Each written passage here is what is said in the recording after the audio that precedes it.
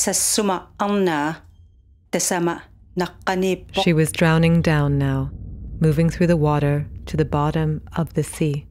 Tanna sassuma anna assasui ah. There in the depths, she was anxious to hold on to her life, to keep this life. Inuali sumipat nuyasui ilatut. She began to build herself a house, Kamani ummamini and slowly naliutimisu. she became an inhabitant of the ocean. Tanna tamani. She could sense through the animals Ananani panini the misdeeds of the humans above. Anniat nalunak. When their wrongdoings became too unbearable, she would punish them, keeping all the living creatures of the sea locked in her house.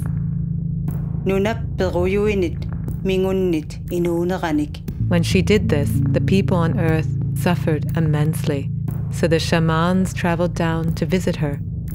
They cleaned her house, talked to her, and made her feel like a loved person again.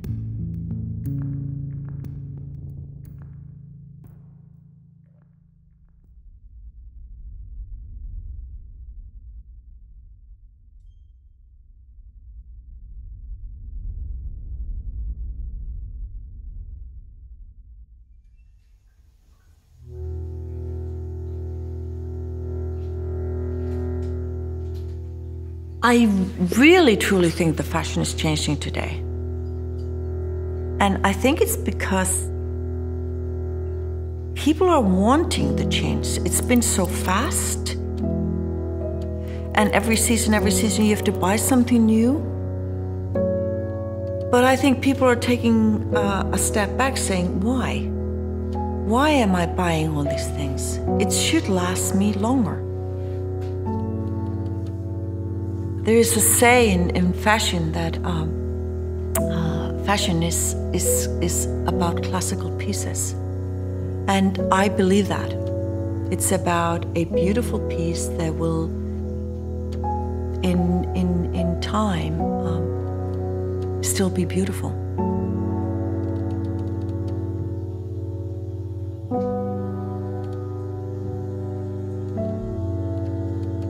I live in Iceland because there's a wonderful reason for being here that I don't think people realize.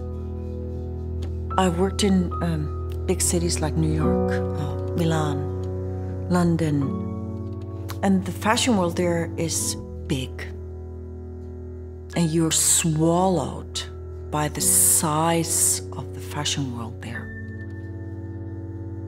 And what happens, you get very isolated by a field.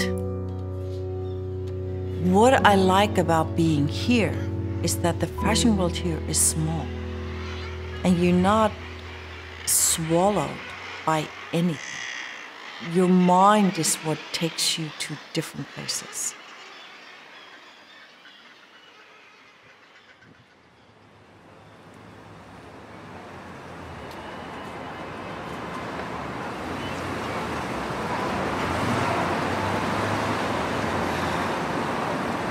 I guess when I started doing jewelry, I never particularly looked at myself as an artist or what that even means.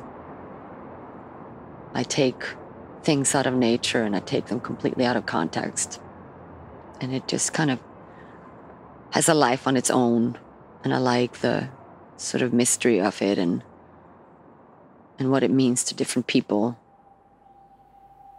You know, some people use it for religion, some people use it to adorn themselves, some people use it to attract other creatures. And I'm kind of fascinated with that.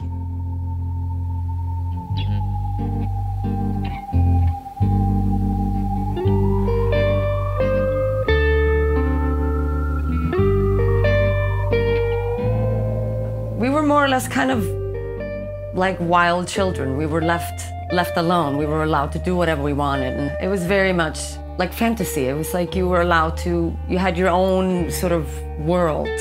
And the lätkäpuu consisted of these bones from sheep and cows, and they became our own animals. We had our own farm to take care of. So we felt like farmers like the rest of the crew. I think that's definitely made me who I am.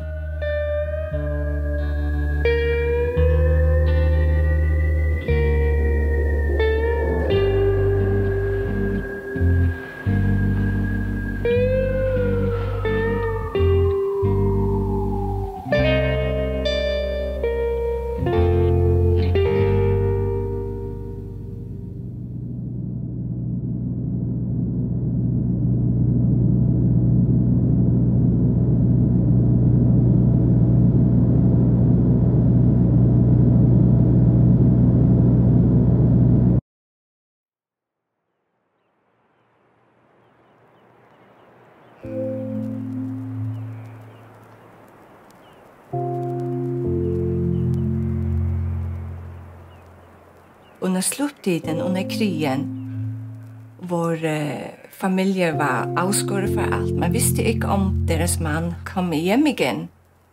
Så alt var uvist, og de var væk i mange måneder, helt år ad gangen. Men der har jeg så fået den historie med, at hver bygd, hver familie havde deres tradition for deres mønstre. Så det første de der kvinder gjorde, når de så en båd langt ud i horisonten, at de tog ned på havnen, det første de kunne se før ansigtet på manden, der kunne de se, om deres mønstre var med, de stod på dækket der. At de følte den der lethed, fordi det tog jo mange timer før båden kom helt tæt på. Så den rører mig hver gang jeg beretter på den historie.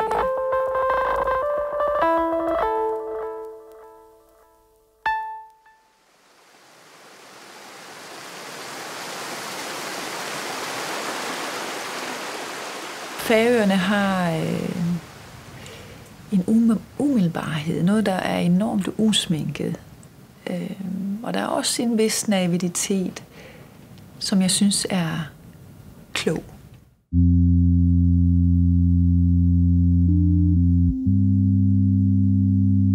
Færøerne har også en meget sådan religiøs undertone, som jeg også synes stod i en meget stor kontrast til det leben i vores lille parcelhus kvarter på Kvarvet, som det hed. Så jeg tror nok, at det med kontraster er sådan en meget bærende størrelse i alt det, som jeg beskæftiger mig med. Og jeg tror, at det sammen med et meget ekspressivt, hvad skal man sige, fysisk miljø, altså hvor det er meget dramatisk. En dag kan starte med solskin og fløjtepip og ende ud i fuldstændig ragnarok, for så at finde tilbage til en solnedgang, der er fuldstændig fredfyldt. Så jeg synes, at man er sådan, man lynhurtigt får en følelse af, at man er et meget, meget lille væsen i en meget, meget stor kontekst, der har noget enormt over sig.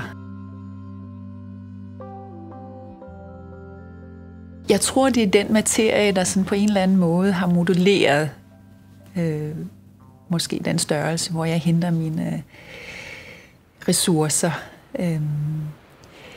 Så til min overraskelse, så tror jeg rent faktisk, at jeg i meget høj grad trækker essenser ud fra, hvor jeg kommer fra.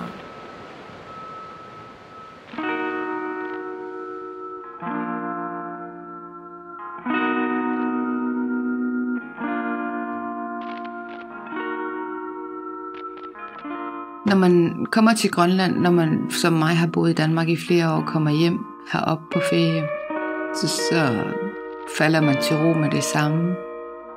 Der er ro overalt. Når man kommer ud af byen, og når man går rundt, og der er bare ingen larm. Man falder helt til ro, når man er heroppe. Her er dejligt.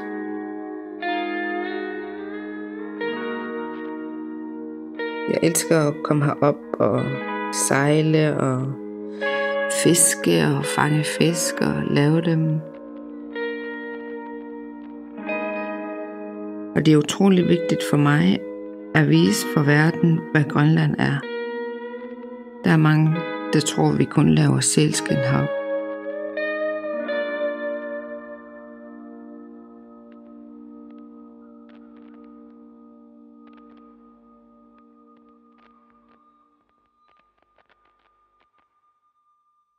Uanemin misingitsaaneequtangitsangikku.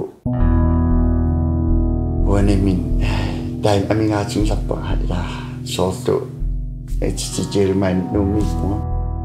Ma isikkiusunutamaammi sianganguila. Soortua qulqaingistu ippunga. Immaqasuliaitjannulluunni nakanginnarillu siin uummat isikkivima uaap illitsinningaani isikkivi taamaikkami qaqqami ungaloqanga imma uaam sulien tamainna pingaaqqitaa kitsamila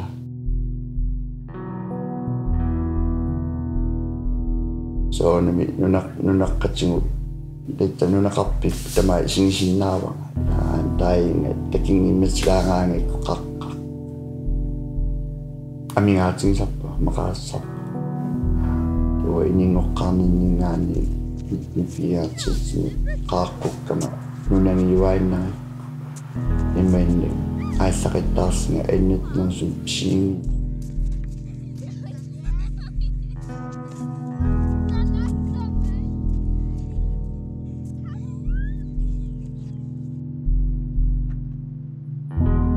We didn't learn much about the old ways. We kind of just woke up in time, like in 1960s, so everything has to be really into the Danish kind of doing things.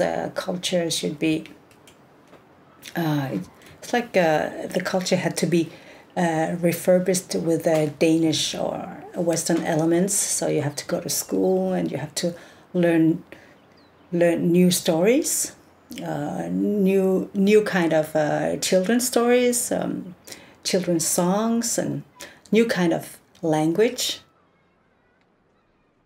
They are taking back that kind of power of self-determination.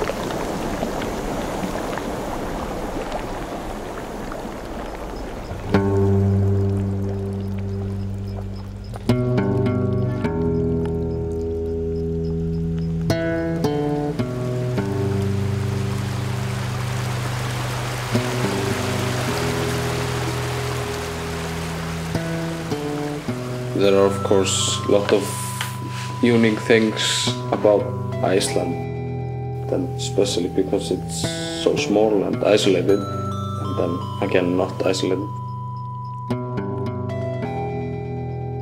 Fashion and design is very new in Iceland. That's what's interesting about it, you know. It's not market-based. It's just people are doing some random stuff. It's what they like. It's not influenced by market. Most beautiful things are the ones that are almost perfect. It's usually best to describe the bow tie, you know. The ready-made bow tie has a perfect shape, but the self-tied bow tie is crooked. That's why it's beautiful, more beautiful than your own.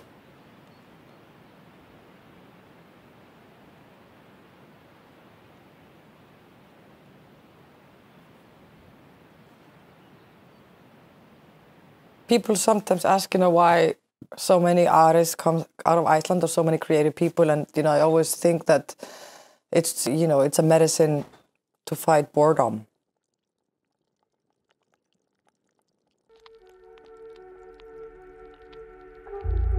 I think we are like very extreme people. You kind of have to end up being, you end up being extreme. Like it's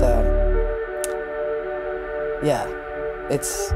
Both the weather and the light and everything kind of contributes to a lot of roller coasters, mental roller coasters, I guess. I think that, coming from Iceland, And feeling constant throbbing of the isolation of being on this live rock in the middle of the ocean. It's very barren and, you know, like it's really active, you know, with the wind, and it affects you.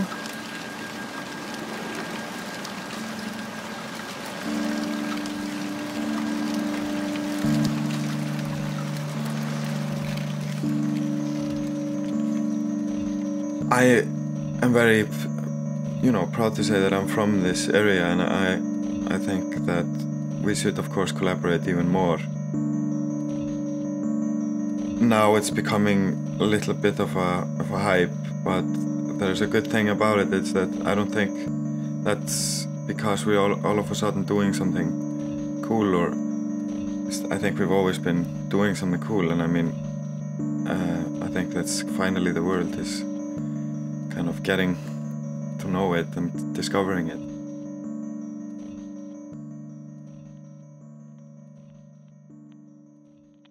This probably doesn't come as a surprise, but Icelandic people are very bipolar in a sense because of the difference in the summer being so bright and warm, and then the winter being so dark and cold and depressing. So you really you put on like a personal state of how you feel without even having anything to do with it. You're always gonna feel happy in the summer. You just can't help it because everything is so bright and everyone is happy around you. And then you're always gonna go deep during the winter. You're gonna, you know, start thinking about life and really breaking yourself down. And this is really something that every creative does on his own time. You know, you have your ups and downs, and when you're down, you're, you know, breaking yourself apart and you're looking at all the pieces and you're thinking like, what am I doing on this planet? I think it's quite amazing that we've actually come this far. We're sitting on a spinning blueberry in the middle of nowhere. We're actually just like a blink of an eye in the story of the universe. And we take it really seriously, and we're really stressed, running around, thinking about our daily chores, when it's gonna be like all over in just a blink of an eye.